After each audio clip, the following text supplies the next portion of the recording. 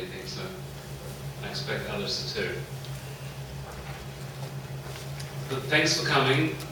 This is my fourth event today, so hopefully I can keep the energy up. Did any of you come to last year's thing I did here about my other book, in which apparently there is still some interest? But in any case, so we're here to talk about diplomacy and what it means and how it affects us. This is my new book that came out last month, and I thought I'd begin by telling you how I came to this subject and why I decided to care about it and delve into it, and why I think we all should care about it, at least because we're taxpayers. How many of you are Americans? Most of you, okay? 92%. All right.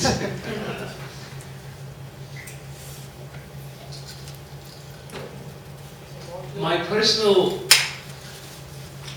story that has to do with American diplomacy actually begins back in 1989. That's, many of you remember, that's when the Cold War ended, right? That's when the Berlin Wall fell. And I was 15, and I was in Bulgaria. That's where I grew up. So, up until that point, I had wanted to be a theatre director, but it seemed to me that in '89, all the theatre was in the streets. Because for the first time in their lives, millions of people in Central and Eastern Europe could express themselves freely.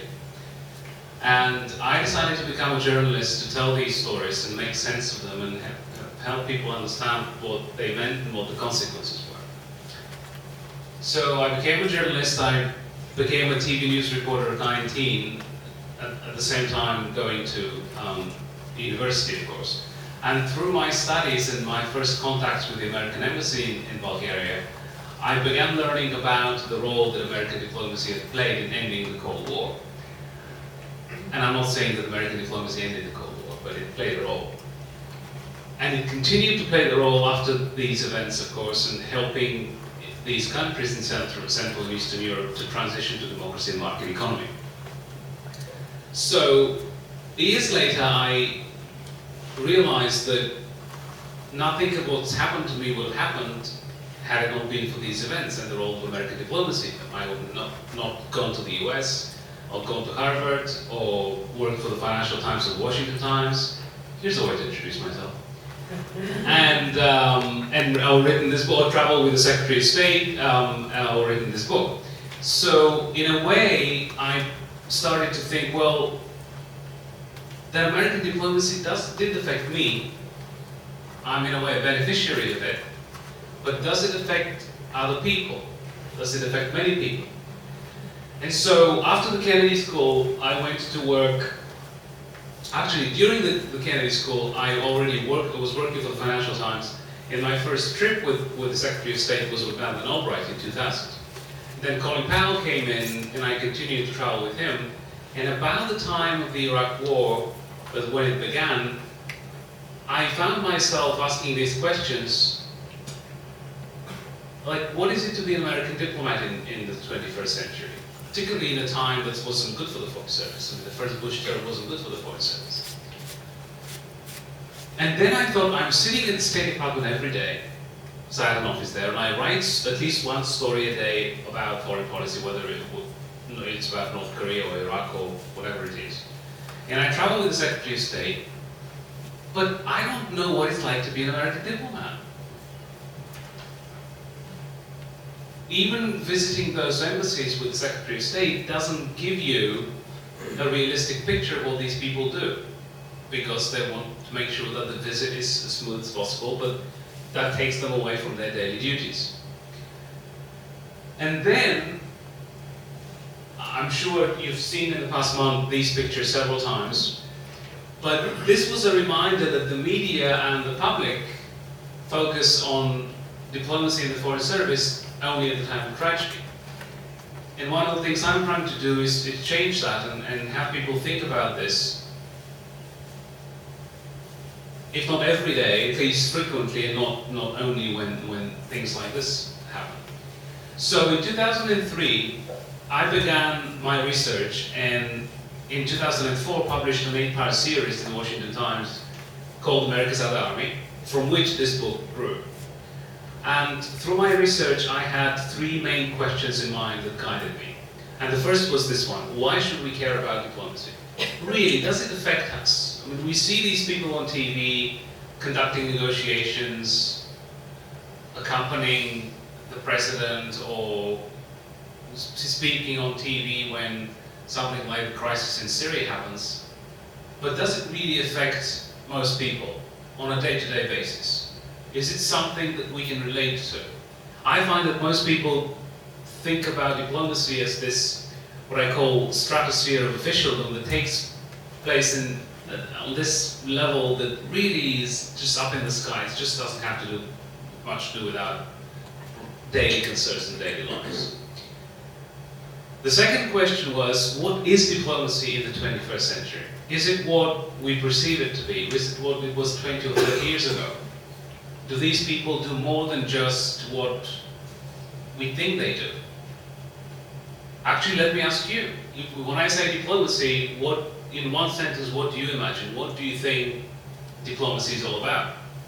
Can I get a couple of suggestions? Anyone? What do diplomats do? What does diplomacy try to achieve? Negotiations, okay? Day-to-day interaction with our allies, our enemies. So managing relations. Okay, and anything else? Looking after citizens. Okay, taking care of your citizens in the country you're serving in. And representing America. Representing the United States and the American people. Trade Okay. relations. Sorry? Trade relations. Okay, trade. So that's pretty much what most people think, right? The question is, what does that mean? What does it mean to represent your country? What does that require? What kind of skills do you need to do that? Right? And in every day, what does it entail? So the third question, consequently, was this: what do American diplomats actually do? Specifically. And this was the most difficult question to answer, because one thing that the Foreign Service is not good at is being specific. And it was literally like pulling teeth. I couldn't get these people to give me a one-sentence answer of what they do. I was getting responses like, we advance a positive agenda. What? That's your profession? I know what a teacher does or a doctor does. The diplomat's job description is advancing a positive agenda. That doesn't make any sense. Other people say, well, it depends. Well, what depends? What other profession tells you what it depends, or what it does? And even something more specific, like representing your country and your people, still, it's too big for me. I wanted to write a book that was interesting. I can't be vague and abstract, right? I need to be telling stories here, and I can't tell stories if I cannot get specific.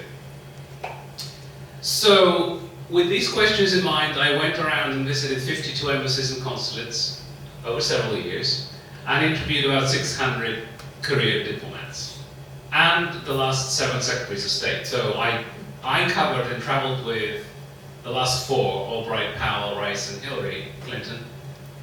I don't know why this is so strange that people used to say Condi, right? Or Hillary, or Madeleine. They never say Colin, they say Powell, right? So there's something about women secretaries of state that we call them by their first names. I don't know what it's about, but anyway. And also George Shultz, Jim Baker, and Warren Christopher. So let me quickly introduce you to 4 of these 600, just to give you an idea of some of the things they've done in their careers, to show you the range of duties that exists today in the US Foreign Service. And some of these are typical of the US Foreign Service and don't apply to other countries' foreign services. And the first of these is Cameron Munter, who was, in the last 2 years, the American ambassador to Pakistan. Right. One of the most difficult jobs in the world, no question. So you remember the picture from the Situation Room of Hillary Clinton with her hand on her mouth during when they watched the Bin Laden raid on that live feed. Well, Cameron was one of the few people who watched that video feed, but he was in Islamabad, of course, at the embassy. And it fell naturally upon him and his people at the embassy to explain to the Pakistani government why was it that they had no idea that a foreign military operation was taking place in their country. But that wasn't even the hard part. That was not the hard part. The hardest part was repairing the relationship. Because you just look so much like Sigourney Weaver. Yeah, I don't know why. The way that the light is on you and the glasses, you just look like Sigourney Weaver. I've been thinking about it for the last 3 minutes. It's supposed to look like Callista Flockhart. Oh.